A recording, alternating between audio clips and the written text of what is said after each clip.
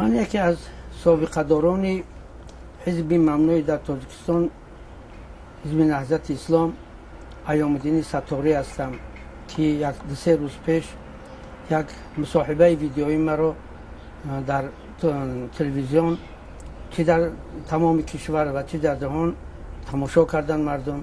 من در اونجا پرده از بسیار کارهایی را که حزب ممنوع در تاجیکستان نهضت اسلام انجام داده بودن به مردم گفتم و مقصد من از این گفتار این بود که شاید که در مابین جامعه انسان‌هایی باشند که آنها از این نیرنگ‌ها بخبر باشند و در پشت پرده چی بازی‌های رفته است او را ندانند و شاید که از این سخنان من یک قسمت جوانان ما باز به وطن برگردند و به زندگی آسوده خودشون دوام بتیان و فریب انسان‌هایی که غرضناک هستند و برای منفعت خود کار میکنند آنها را نبرند.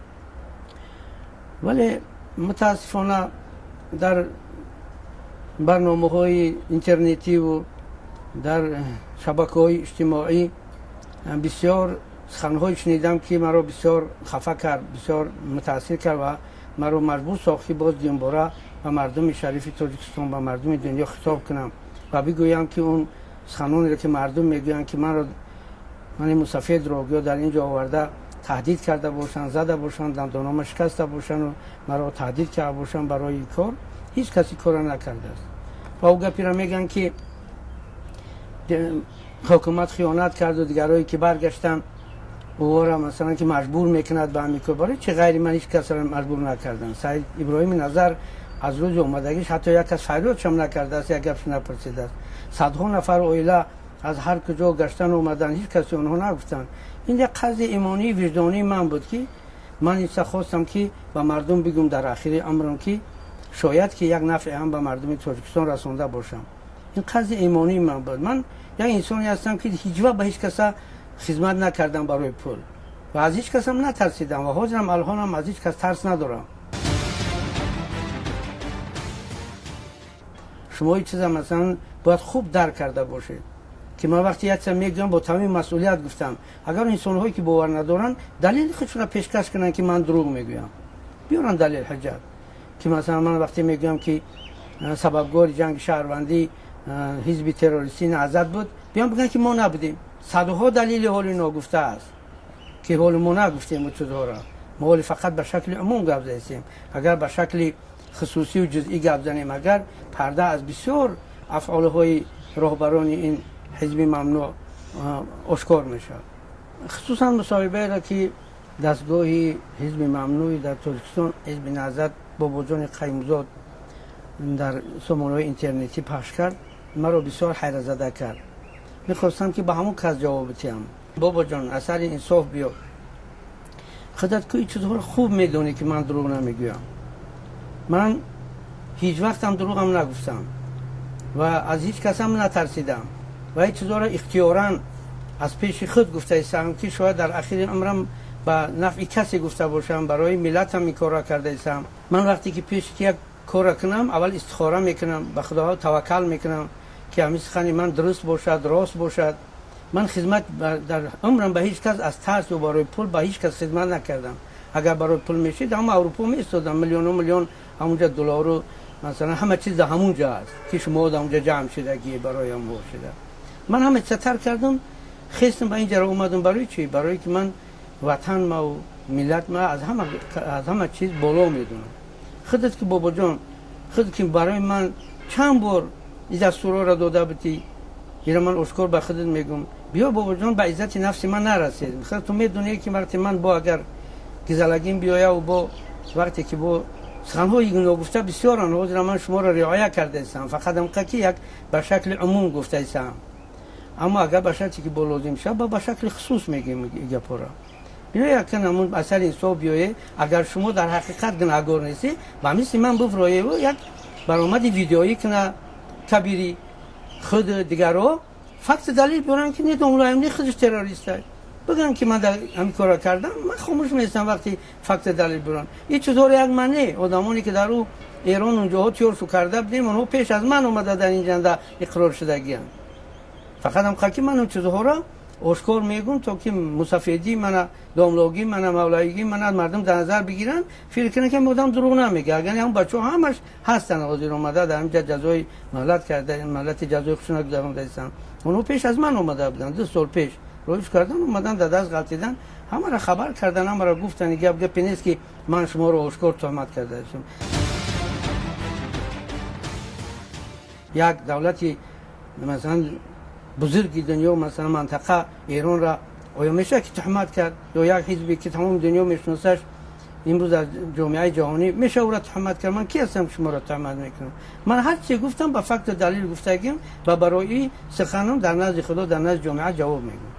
من بار دیگر بابا جان خطاب کرده میگم که خودت از سر انصاف بیا. من این یک فکت را میگم که غیر من خودت شاید هیچ کسی را ندونه. در اداره حزب در ماه دکبر سال 2015 وقتی که من اومده بودم یک بارم ترکیه همونجا خودت من همین توصیه را دادی که خب کوزو میرزا رحیم شما را مثلا توصیه کرده است که بیاید به اونجا را رهبریت حزب میمیره برای شما توصیه کردن که شما یک آدم مسافر باید که برای همون بچه‌ها را تربیت کنید در ایران. خب این را چی میگوی؟ خب بود دیگه فاکتور زیادن لیکن خیلی حالی با در یک فرصت کوتاه ما نمیتونم میگه پزده. خب لازم شد بود در آینده با حالی با صحبت میکنیم. فقط هم که شما هم میدونید که حق است. خب اگر رفت شما زیر پاتو تر نباشه و جنایتگار نباشه و به همین کارا الده نباشه خب من بخیز مصاحبه بده خب خیلی در فضای آزاد اینا همه دنیا گوش میکنن. هیچ آدم احمق در دنیا شرمنده نمیکنه وقتی یک گپ میزنه. همون دیوانه‌ها هم همون آدمای بی عقل میرن میفهمن که وقتی یک گپ زدی آدمای دنیا فکر میکنن که چی گفته است. من با دیده باز آشکار در چشم تو گپ زده ایستم و مقصد دارم که شما بگردی بیایی با خلاصه بیایی همه تو بگردی بیایی وطن با آغوش باز شما را انتظاره. با این رفتاری که شما کرده ایست به اینجا شما هم نمیرسی هیچ وقت با نفع دولت و ملت خود اون کاری هم کرده نمیشه. بگردی بیایی تن زندگی کنی.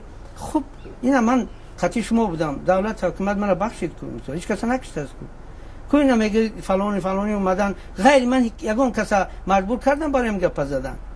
اگر این خیلی که مجبوری میشه همه باید هم گپ بزنن. سید ابراهیم نظر پیش من اومده بود میبینیم میگه ولی چون یک کس حتی فرادم نکرده است. بس ده ها صدها مثلا آدم اومده زندگی دارن. همین شما هم بیایید با من گپ میزنم شما اگه نزنید بیایید من با گپ میزنم بیایید شما هیچ چیزی نمیگم. برای همین خیلی شما هم بخلوصه بیایید که وقتی که یک کس دروغگو میبره این دروغگو آوردن هم مسئولیت داره که مثلا آدم مسافر هم مثل من میگه دروغ میگوی باید اندیشه کنه که مثلا دروغگو کردن یک آدم چه معنا داره. خب اگر با این سخناتون اکن من اگر ترساندنی باشه بگه که خیر کن یگان تهدید و یگان چیزی که در نظر داشته باشه من هیچ کس نترسیدم و نمیترسم غیر پروردگار. هر چیزی که به سر بنده بیاید تقدیر الهی است. من گپی نزدم کاری نکردم که شما رو تهمت کرده باشم. فقط هم که چیزا رو گفتم یا طوری که همه میدونن. فقط هم که من گفتم تا که بعضی آدمانی که من میشناسن من احترام میکنن من باور دارن شاید که از خانون من یک تنیم تا آدم گمراه بگرده به وطن بیاید. همین قدر هدف من و الا نه با اگر منم بخیزم بگم که این کار را شما نکردی اون کار را شما کردگی او را هیچ وقت ملت ترکستان شما را نمیبخشه برای او جنایت ها. اگر به شرطی که به خلاصه نیایی پشیمون نشی و گشته پیش ملت نیایی و سر خم نکنی و عذر نپرسی هیچ وقت شما را و گناه ها را هیچ کس نمیبخشه. من بار دیگر به جامعه جهانی به تشکیلات های با نفوذ بین المللی با شهروندان عزیز کشورم خطاب میکنم که اون مصاحبه ای را که من 3 روز قبل در تلویزیون دادم و پخش کردن 100% راست است. یگان سخن من دروغ نیست. اون فکت هایی که من آوردم همه اونها در حیات جا داشتن بودن و من در حالت اختیاری این گپ را زده استم. یگان کس مرا مجبور نکرده است. من از دولت حکومت خودمان منت دارم که وقتی من گشته اومدم منو بخشیدن. من الحمدلله در بین زن و فرزندان و نویراگانم زندگی دارم. از خدمت‌های معیشی جامعه استفاده میبرم از جمله از مؤسسات طبی نه برای برگرداندن سلامتی در اینجا استفاده کردم. همچنین شهروند رفته مثلا استفاده میکنم. و حالا این مصاحبه منم شاید که در آینده با دوام کنه با شما اگر من زنده باشم و سلامتیم اگر که چی باشه، برای که بسیار آدم‌ها شاید باور نکنن که چیزا در اینجا اونقدر جنایت‌ها زیادن که اگر ما ساعت‌ها بشینیم گپ زنیم میره تیار کرده نمیشه. اگر که رهبران نهضت اونها گناهاشون رو بکله نگیرن و با پافشاری کنن، بعد از اون مجبور میشیم که بعضی بشینیم ریزه همه جنایت‌های اونها را با اثر نو بعد مثلا به مردم بفهمونیم. خوبش که خود تو بیای اقرار شی که منتظر نبیسته که من اون گپا را بزنم. وقتی من گفتم شد که وقت فایده نداره برای شما.